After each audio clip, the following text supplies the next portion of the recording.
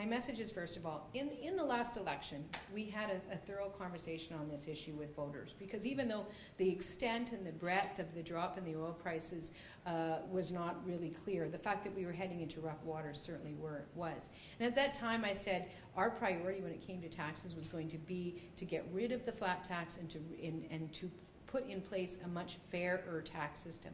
And so that's what we did.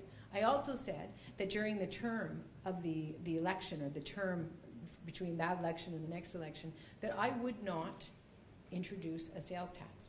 And I am committed to that. And I've said that repeatedly, and I will say it again. And the reason for that is twofold. First of all, I made a commitment, and I believe it's one of those kinds of things that, one of those kinds of commitments that you just don't change.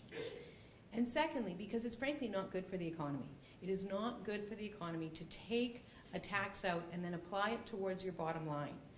And that's what people are suggesting would be done with a sales tax. You would take it out of the economy and then you would apply it towards your bottom line to reduce your deficit.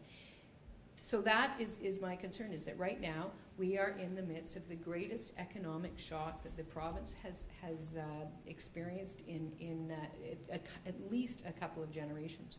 So over the course of the next 3 years, it's not wise for economic growth and economic diversification to introduce a new tax. And we have the luxury of making that decision. What I said this morning is that going forward, like over the 10-year horizon, will Albertans ultimately want to have a conversation about a whole range of potential revenue-generating mechanisms? Perhaps.